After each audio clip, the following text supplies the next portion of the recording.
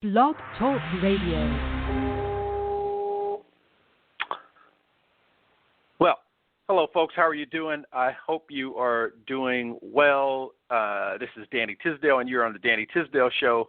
And we have another great guest to answer questions, to talk about how and what they do as a leader, legend, or trailblazer in Harlem, the greatest community in the world. And today we have Melody. Melody, how do you pronounce your last name? I'm destroying it here. It's Capote in Spanish. A lot of people say Capote, like Truman. It's spelled the same way. Yes. But it's Melody Capote. You know, and that's what I was about to do. So thank you very much. Ms. Capote was named Executive Director of the Caribbean Cultural Center African Diaspora Institute. I'm having a lot of trouble this morning. In July 2018, she joined the staff in 1984. During her long tenure at CCCADI, she served as Director of Development and External Affairs, responsible for development, government relations, special events programming, supervised and mentored countless interns who later went on to pursue careers in nonprofit arts field and other community-based organizations. She is a graduate of City College of New York, where she received her Bachelor of Arts degree in Liberal Studies with a major in dance and a minor in Black and Latino Studies. She is a New School Tennenbaum Leadership Institute Fellow and received her not-for-profit executive management certification from Columbia University. And Melody, sorry for destroying your name, but how are you doing? Not a problem. I'm well, Danny. How are you? I'm doing great. And as we spoke a little bit before the show started, we speak in some challenging times. We today know that we have the George Floyd memorial coming, if not today, over the next few days. The curfew is still in place by the mayor. And not yesterday, but on June 2nd, Harlem World Magazine shut down all day to give notice and to talk about what's happening during this COVID time, doing what has happened with Mr. Floyd, and all that we are being challenged with. And I wanted to ask you, Melody, what challenges are you facing during these unusual times? They're both personal and professional challenges. The day that the city shut down, New York City shut down, I had returned from Cuba. I was actually returning from Cuba. 2 months earlier, we lost my husband, and he was born in Cuba. Thank you. We traveled to Cuba to honor his spirit, and I was traveling with some of his family members. We returned, and on the plane ride, as we entered U.S. airspace, we were on JetBlue Airlines, and all the TV screens came on, and we saw the city being shut down. Now, we knew nothing in Cuba because Cuba doesn't really cover U.S. news. Right. We didn't know how deep this was. I was only away for 5 days. I had checked with my kids a couple of times during the trip, and they were trying not to be too panicky. And just before leaving for Cuba, I already knew something was stirring. You could feel it. You could hear it. But we didn't know to the extent by which our return was going to be affected. So I landed in Florida, where my oldest daughter lives. And here we are 12 weeks later, and I'm still in Florida. And so I'm here because as the pandemic hit in New York and hit so hard, we, on the tail of losing my husband, lost about 8 close friends and family friends to our network, to our village. Deep hurt, really kind of deep pain for all of us here, in our family. And I'm talking our blood family and our professional family at the center. And a few of our folks, especially two very good girlfriends of mine, who spent each of them about 40 days hospitalized with the virus, and who are presently in rehab, learning to walk again, build muscle mass, learning how to breathe again. I mean, when you see the impact of what this has done, we saw it immediately, and my kids back in New York, were like, stay there, don't move, you're safer there than coming to New York. And so I thank God for my daughter and her family, who have really made me feel at home here. I set up an office. Immediately, the staff at the center, wherever we were, became a mobile, remote offices. Right. And virtual. And the immediate concern that we had was, COVID. All we've learned in the quick 3-4 weeks following how quickly this hit was how the communities of color, especially areas like East Harlem and the South Bronx, were hit. And it just reinforced for us that oppression, inequity, the injustices of our communities are more prevalent than ever. And our immediate response was, what do we do on a virtual platform to keep people engaged and informed? And almost at the top of the list with that was, what do we do for our artist community? Because we employ so many artists in what are our in and out of school programs that all of a sudden the rug was pulled from under them. Not only could we not be present as an institution physically, but then schools shut down, so all of our teaching artist residencies, everything froze, everything was canceled. And, for most of our artists, a performing artist, it's a gig community, right? Your livelihood is based on the next gig. The next gig. It's, and that's real. And then there's the artists that work with us, as I said, in these residencies where they're in the schools for 12, 13, 15 weeks at a time, and all of a sudden that insurance, that assurance of an income disappears because there's just no way to deliver services. So our immediate concern was the artist community and the constituency that the center serves, because there was just so much information about the virus out there that we turned our website into, again, keeping artistic and cultural programming coming, but also a site where you could go and get accurate information about the virus itself and places where you could go for immediate care, for food, for assistance with medications. I mean, we became the community center that the center is. It's not about art and culture only. It's about the community that we are as a whole. And it's as an artist, I'm going to talk about artists and the arts community who, not to get too political about this, but we know that the arts has been cut by our current president. How are artists in the arts community,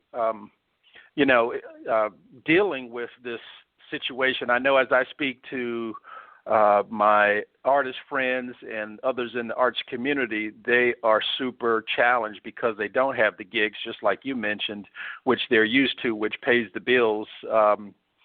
And there are loans and grants out there, and I know that for some of my art buddies, they're not interested so much in the loan, but in the grants that are there. What can some of the artists and those in the arts community do in this situation that are listening in addition to coming to your site that you're using as a resource for artists? What can artists do? Well, the resource list that we've provided is a list for general communities as well as artist relief information. So I see. We have listed those places where an artist can go for emergency funding, programs that really, and I'm actually in the tail end of one where I've partnered with 4 other cultural organizations, and we all put money in kind of this pot. Oh, that's great. And we created, we call it CATCH, and I'm sorry, Danny, I can't remember what the acronym really means. But one of the things we found is that many, and I'll look it up while we're talking so I can give you the full name. One of the things we found was that a lot of these emergency funds for artists were requiring things from artists that you may not necessarily have readily available or have at all. I mean, it's an artist, and right. And so if we're talking an emergency, if we're talking about an emergency or emergency needs, and then requiring from that artist, from that individual, a laundry list of things to have in place before they're considered for funding, well, then what's the emergency? What's right? the emergency? You're really just not responding as quickly to the emergency as the individual's need is. So what we created with this program, it's not a lot of money. It's anywhere in the range from $500 to $1,000, but we made it a very kind of quick, easy application. But that helps. It's in the discipline of what is folk arts. I don't like the term folk arts, but the traditional artists, artists. And typically these artists will also include immigrant artists. So again, when you're requiring certain kind of documentation or certain kinds of things from people who don't know where their next meal is coming from, we made the process just as simple as possible. And so, again, at our site, you will find other types of relief funds. We've established this partnership for the CATCH program. And then the center has done, because artists are very dear to my heart as well. And when I was going to be a dancer, didn't realize I was going to end up on the administrative end, although I still do a lot of dancing on my own. But what we found was all of us kind of were responding to, this rug being pulled from under our artist community, particularly artists of color. Let's talk about it. Right. So what we immediately submitted a proposal to this grant called the Impact Fund, and it was really about how has this impacted your arts. How does it affect your organization? How has it affected your arts community? And what we did was we created a project that we're calling Digital Engagement Artist Retention. And it's our way of beginning to work with artists now to prepare them in a way that when we go back to business, they're ready to hit the ground running and not trying to figure it out once doors open in the city, And so part of that is on the digital side, and I don't know a lot about this. My staff is amazing, but on the digital side, it's really being able to be a platform for artists to show their work, whether it's a visual artist or a performance artist. We can provide the platform and the digital space and the technology to be able to offer the artists the opportunity to show their work, and our audiences can continue to be engaged and enriched by the art community that has been, so much a part of the center's livelihood. And then on the artist retention side is, again, just being able to provide, and it hasn't kicked in yet. We're meeting next week to see how we begin this kind of training and coaching of the artists. That we move away from this notion of the artist being the struggling and hungry artist, right? That we're able to give them tools. And part of it is the stereotype that lives. I want to be the the struggling artist, but really giving them the tools that when we are ready to open, and I don't mean we the center, I mean we the city. When the city is ready, our artists will also be ready in a competitive space, and not one that they're always kind of lagging behind, or the access isn't there because they're being told they're not ready. So immediately that was our response. And I was just going to say, most definitely, Melody, that you're on point with a lot of that, and it's funny. I don't know if that was last week or week before last, but in art school, me and my buddies, we always talked about the fact that we were not taught any business skills any business classes while we, are paying all this money, to the university. But we came out of the school without, really understanding how we could create a business by way of our studio. And some of what you're talking about, to me, informs that very conversation. And Melody, let me just take a second right now and let our listeners know that they're listening to the Danny Tisdale Show on Harlem World Magazine Radio. Harlem World Magazine is an independently owned company, so please hit that orange button at the bottom and become a patron. And Melody, right back to you. You're doing incredible work. And I'm sorry, I think you were going to say something? No, I'm saying that you're absolutely right.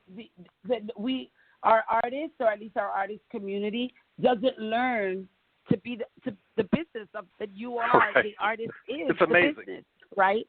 And so, I'm hoping that you and your listeners. I'm not talking about a commercial business. I'm not talking about hoping to sell a piece of art. I mean, we all do, right? Or that folks will come and see you, but it's how you treat yourself as a business and the value of, and that others understand the value of what you're bringing to the door, to their door. And for many in our community, and I'm going to speak specifically about the East Harlem community, we have transformed a firehouse on 125th Street between Lexington and Park Avenues, which has to be probably the toughest block in all of Manhattan. And, it's no mistake that there are 4 methadone programs on that block. There's no mistake that the height of homelessness that appears on that block is what it is. It's no mistake, right? And yet you have developers coming in, and you've got all this kind of gentrification on steroids coming into our communities. And it's where will these people go? Where will they be pushed to?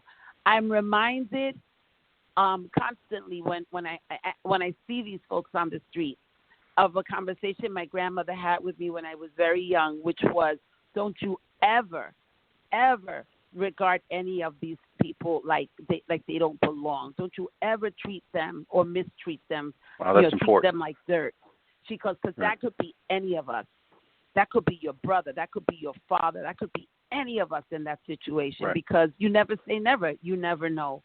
And so when we see while this is happening in our street, we also see the neighborhood. We see the residents. We see the folks going between the Metro North train on Park Avenue to the subway on Lexington in the morning, and then the reverse traffic happening in the afternoon. And we want to be that space to our residents and our neighborhoods that we're here and we're here to stay. That as the community changes, as the community whitens, we remain committed to being the mirror that says black people are here, not a plaque that says we were here, used to be here, but that we are here.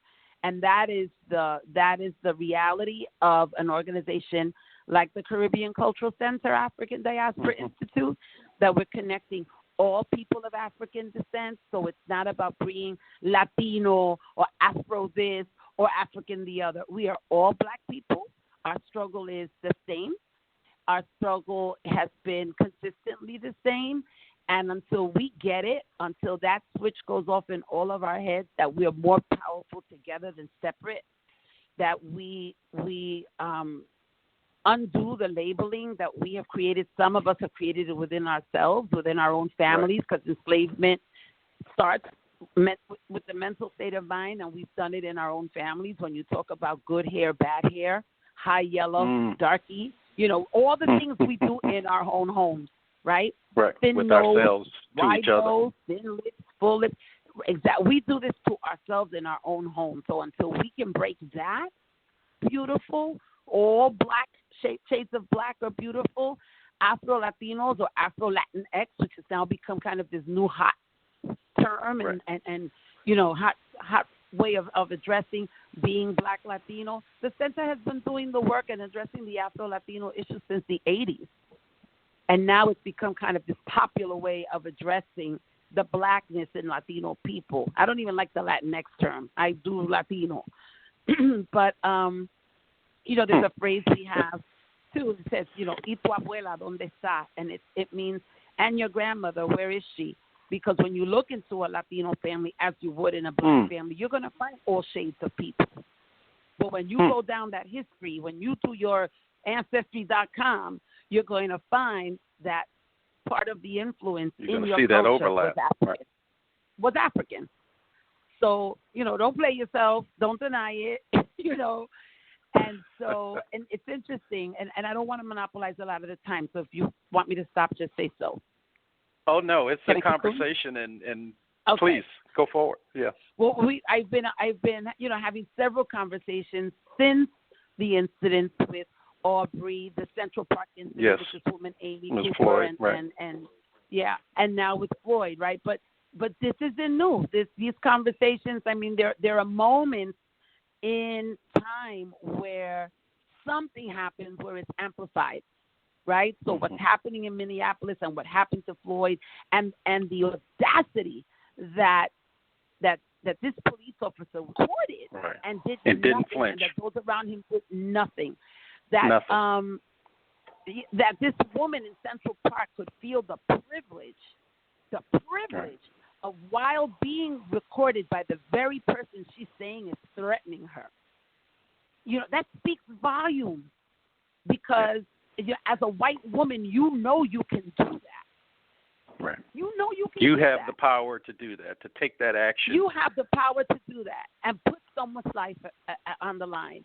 And so since that incident, because of the work that the center is doing in the arts and cultural field, I have been addressed over the last, it's overwhelming, the responses and requests I'm getting from white allies and friends and others who are saying, what can we do? What do we do in this moment, right? And we could shut it down, and we could be like, y'all need to figure it out, but they haven't figured it out. White privilege is what it is. And so coming back to that conversation where I said in our own families, those comments and that the language that we're using in our own families about light and dark, good hair, bad hair, I'm saying to my colleagues and friends, you need to have the uncomfortable conversations in your house. Right. You need to talk about look in the mirror and put ourselves in check. Right, ourselves, but I'm talking about, I'm going to call them the others, because we've been the others for so long. White people, have the conversation with your friends and your families and call it what it is, because until we're able to have it, and yes, be uncomfortable. Yes, be uncomfortable. Yes, right. Because then and only then can we begin to talk about real injustice and real inequity. Well, Melody, that kind of what you're saying, I think, feeds into my next question, which is, about today and where we are. You've been doing the work you've been doing at CCCADI for, since '84, and now we're in 2020, another month or 2 or 3, maybe almost 6 months away. We're at 2020. I can't believe that. And yes, it's here. What do you tell your kids and your staff today as we look towards the future? Where you are as an organization and where we are as people connect with each other. I know I'm asking a lot, but I'm curious your thoughts. We're in a moment, and we're in a moment where some are listening differently. We're also in a moment where this administration is absolutely insane. Everything that is happening and coming out of the White House is just insane. But there's a moment in this time where folks are listening differently. And I'm saying, our folk, and I'm saying white folk. And so we need to tool up. We need to see what the resources are among us that will change this conversation. We need to find a framework, redefine a framework. I mean, what's very clear by the looting that's happening in Minneapolis and other places, this isn't vandalism. This is outrage. This is people being fed up. This is people in this time that have no job, of losing homes or whatever their shelter is. It's a time where children are still being in cages. It's all the conversations that even we as a community of color need to have. Immigration might not necessarily affect you directly, but America is supposed to be the land of the immigrant, right? And we came enslaved against our will, but this country's built on our backs. And it's built on the backs of indigenous people. So immigration is all of our concern. Children that have been ripped away, families torn apart, and children ripped away from their families, that has to be our concern. Think about losing your own children. Think about the breakup of your own families. And it happened to us, right? 500 years back, moving forward, we've seen it happen.